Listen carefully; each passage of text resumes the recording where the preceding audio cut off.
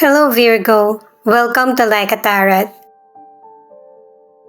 Alamin natin ang situation mo, situation ng person mo, at saka alamin din natin yung relationship at sa uli kukuha ako ng additional cards. Kahit situation mo na yung tinutukoy ko, may posibilidad na magkapalit kasi connected ka sa person mo. Ikaw na lang bahalang tumukoy. Angels and guides, please guide us. Ano ang reading para sa mga Virgo?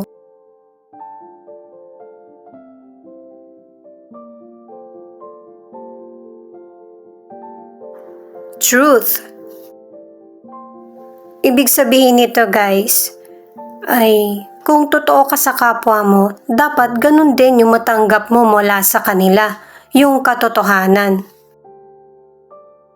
Sa katotohanan, malaya ka, free ka. Pero kapag sa kasinungalingan, yun yung may kabayaran. Gamit ang tarot cards, alamin natin kung bakit ipinakita itong the truth na situation mo.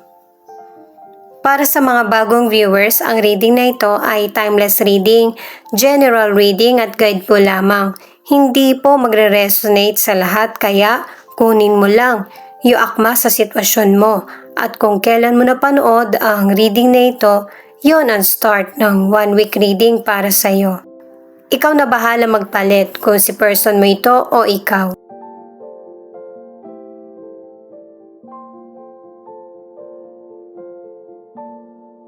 Ayan, nakatatlong cards na tayo.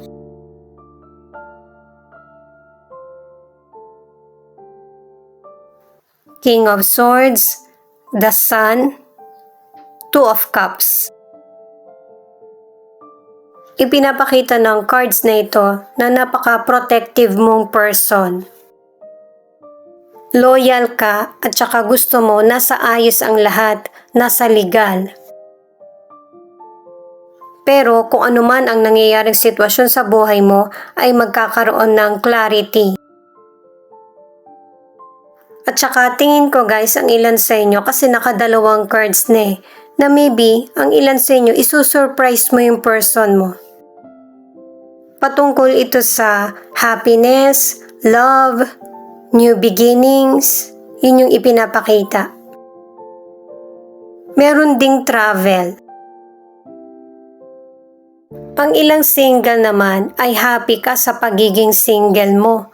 Kaya lang syempre, yung ibang single na nagkakaroon ng interest sa'yo, hindi naman nila alam na yun lang yung gusto mo talaga, hindi yung malaliman na relasyon. Lalo na't ang ilan sa inyo, kung magkaroon ka man ng obligasyon, yung magkaroon lang ng baby, pero yung magkaroon ng partner, hindi mo yun nai-imagine. Pero hindi matutupad yung pananaw mo na yan kasi magkakaroon ka ng blessings na magkakaroon ka ng baby, magkakaroon ka ng karelasyon na person na uunawa sa'yo. Sa person mo na ito makikita yung mga katangian na gusto mo sa buhay na makarelasyon. Hindi sakto sa na-imagine mo, pero yun yung kailangan mo na ibinigay ni God. Protection. Ang card na ito ng person mo, ang ibig sabihin ay hingin mo yung tulong ng mga guide mo na para proteksyonan ka sa mga bagay na hindi mo maiwasan, na magkaroon ng moderation. Sa mga nasa relationship, pareho kayo ng person mo na balanse sa physical at saka emosyonal. At yung relationship nyo ng ilan sa inyo ay puno ng saya at saka positive. May mga sikretong mabubunyag sa iyo, pero hindi ito yung magiging dahilan ng pagkasira ng relasyon nyo. Dalawang cards yung nagsasabi na payapa at saka magkakaroon ng engagement sa relationship nyo. Merong next step na mas happy. Ace of Wands, Ten of Swords at Queen of Wands. Ang ipinapakita ng cards ng person mo ay merong bagong simula at saka bagong oportunidad. At pinapayuhan ka na yung sitwasyon na pagdaraanan mo ay hindi naman palaging happy. Binibigyan ka ng warning ng mga cards na huwag masyadong maging kampante sa situation kahit na may mga blessings na dumarating sa iyo. Kasi kailangan mong i-maintain yung magandang sitwasyon na nangyayari. Kailangan mong maging responsable sa ipinapakita mo at saka mga ipinapangako. Ayan, pareho kayo ng person mo na ipinapakita na meron talagang kasalan na mangyayari sa relationship niyo ng person mo. Ipinapakita rin ang card ng person mo na may seryosong problema ang relasyon niyo ng person mo. May mga behavior siya talaga na hindi niya kayang iwasan na makakasira sa relasyon. Ang paalala ng cards sa person mo, safe ka na Dun ka na sa relationship na binuo mo. Nakadalawang cards na yung person mo para sa protection sa mga negativity, sa mga maling gawain or illness. At saka nagpaplano din yung person mo or maybe may baby na talaga kayo. Parehong meron sa cards niyo yung baby. Ang ilang single naman ay mahiyain, kaya hindi ka nagkakaroon ng bagong karelasyon. At saka kahit lumapit sa iyo yung potential person dahil sa pagkabigla, hindi mo agad nasasabi yung feelings mo. Ang ilang single naman, hindi ka talaga ready nung nagkahiwalay kayo ng past person mo. Kaya kahit hanggang ngayon ay naiisip mo pa rin kung bakit natapos yung relasyon nyo. At ang advice ng mga cards para sa mga single ay maging confident. May mga potential person na hindi talaga mapigil yung sarili sa paghanga sa iyo. May potential person kasi na gusto ka pero hindi niya sinasabi yung feelings niya sa iyo. Wala pang next move na ipinapakita. Itong card na para sa relationship ay the Frog. Mas i-welcome mo yung mga positive na mangyayari sa buhay mo at i-release na yung mga hindi naman na kailangan. Lalo na't ang ilan sa inyo magkakaroon ng bagong simula. Kaya yung present ang harapin mo. Sa relationship na cards, dito ko nababanggitin yung patungkol sa career, financial at health.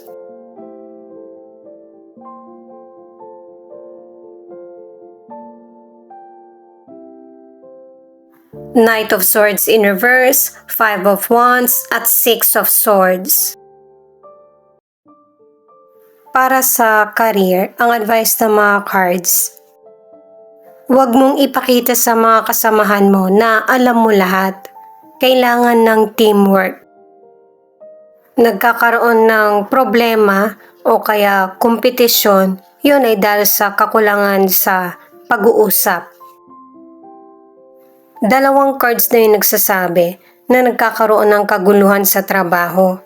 Ang ilan sa inyo, nananahimik ka na lang, hindi ka pumapatol. Pero ang ilan, naghanap ng ibang trabaho. Ang ilan sa abroad na talaga nakipagsapalaran. Diretsahin ko na guys ang ilan sa inyo masyado kang mapagbigay sa financial. Akala mo na itatabi pero hindi. Maraming maling akala ito. At ito yung magiging dahilan ng pagtatalo or away sa person mo or sa taong pinagkatiwalaan mo. At saka nakadalawang cards ka na wag mo aksayahin yung financial na meron ka. Kahit na sinuswerte ka man. Sa health, disappointed ka kasi nakarinig ka ng hindi magandang balita. At saka ito yung magpapastress sa iyo. Pero kahit anumang sitwasyon ang kinakaharap mo sa buhay, ay mas pipiliin mo yung kalma na sitwasyon. Pipiliin ang tamang direksyon at mananatiling positibo. Sa mga single, marami kang karibal sa person na nagugustuhan mo. Pero ang ilang single, hindi mo ipipilit yung sarili mo sa potential person. Mas bibigyan mo ng focus or halaga yung goals mo sa buhay.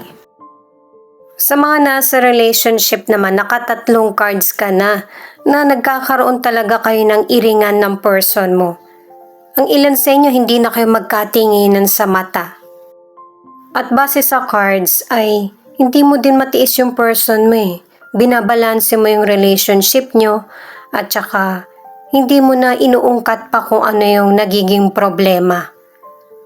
Kinakausap mo pa rin siya kahit na minsan hindi ka niya pansinin kapag merong tension sa relationship nyo. Mas focus ka sa progress at saka healing.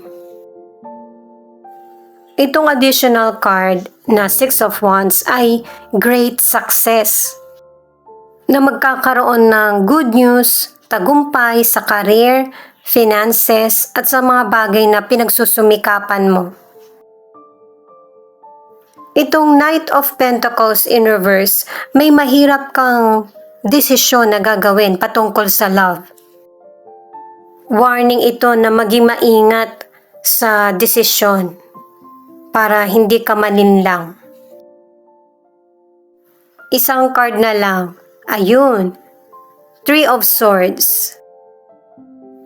Connected siya na ang ibig sabihin, kailangan mong magdesisyon sa dalawang bagay or person na pinagpipilian.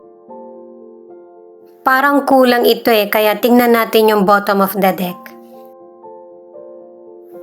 Itong The Fool ay new beginning at saka freedom. Space, yun yung kailangan mo para yung unhappy na situation ay maging happy. Makapag-isip ka ng mga bagong idea o kaya solution sa mga problems na dumarating sa iyo. Dalawa na kayong zodiac na binasahan ko ng bottom of the deck para sa clarity.